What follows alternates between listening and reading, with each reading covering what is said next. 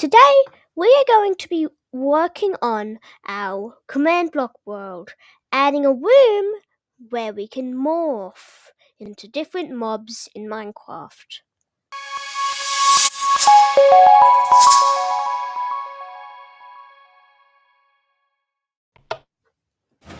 Last time on this series, we made these walls be able to change from transparent and opaque, being filled in.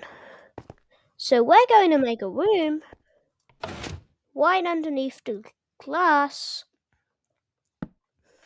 to put the morphing room into.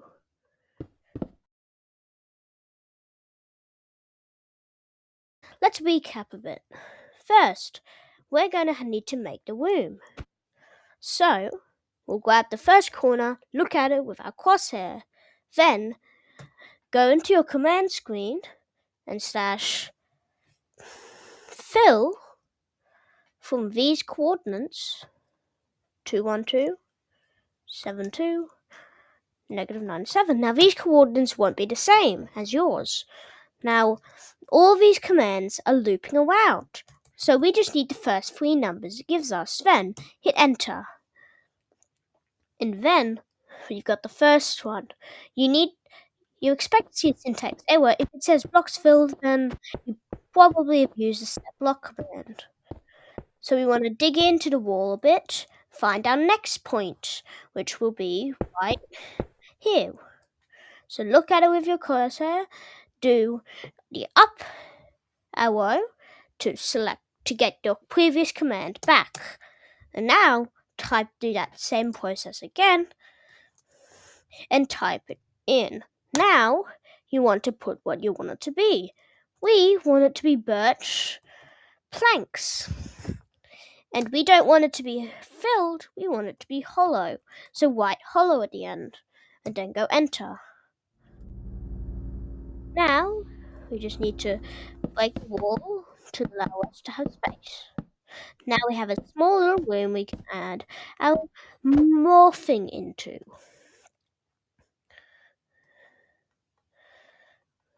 So let's first start with giving us the key block to this world. A command block. Slash give at s command block. Let's just stop the raining.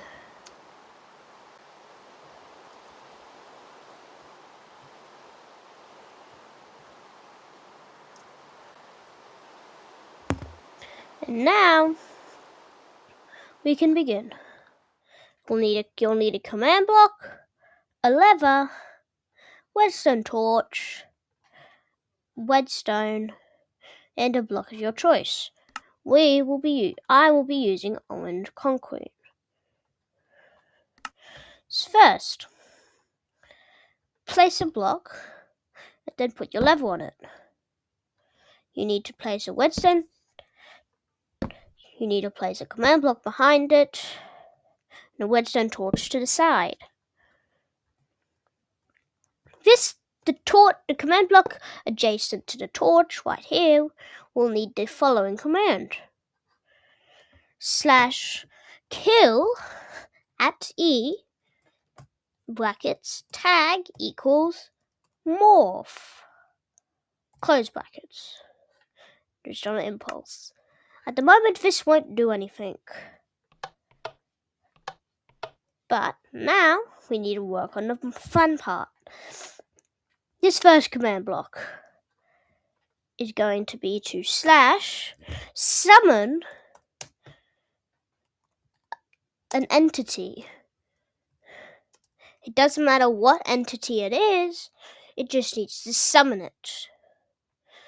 Now, and then we'll move him out of the way, and then after it, with a chain, conditional, always active chain command block, we're going to do /tag at type equals ! Player. because the player is going to be right-flicking the lever. So we're going to have this, and then we're going to have this tagged. We need to tag it. We need to add tag at end type equals exclamation mark player add morph.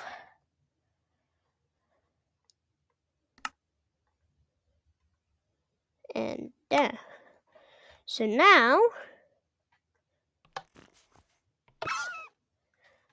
we have an entity that exists as long as that's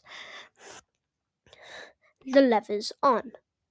Now we need to put a command block right here and put a button on it.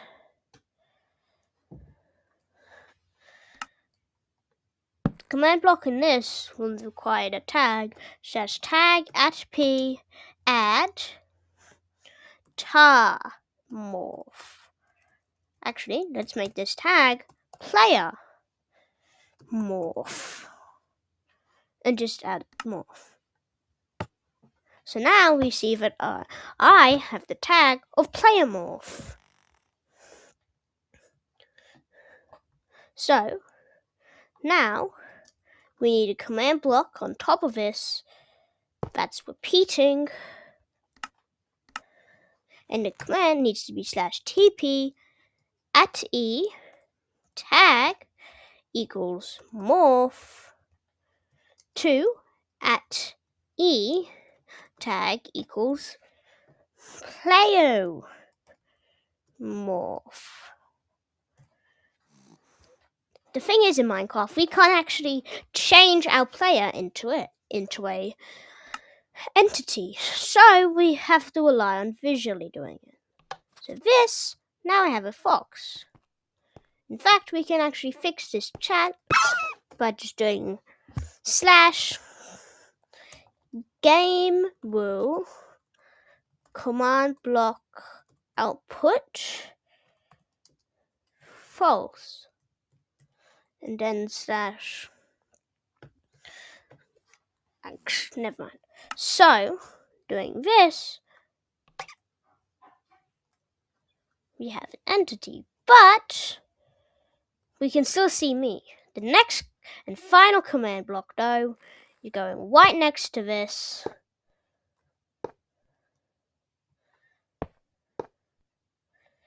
And this needs the command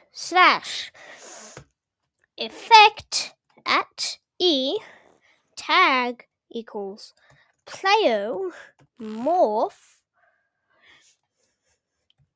with the effect of invisibility.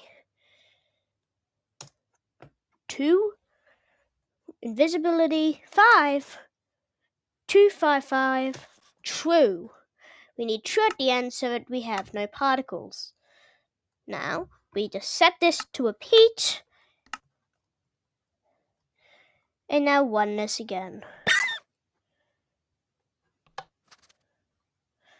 Boom. Now we have technically morphed into a fox, and it follows us. And if you want to change it, all you need to change in this command block is what you summon. Such as we could summon a pig. And then we've morphed into a pig. Thank you for watching.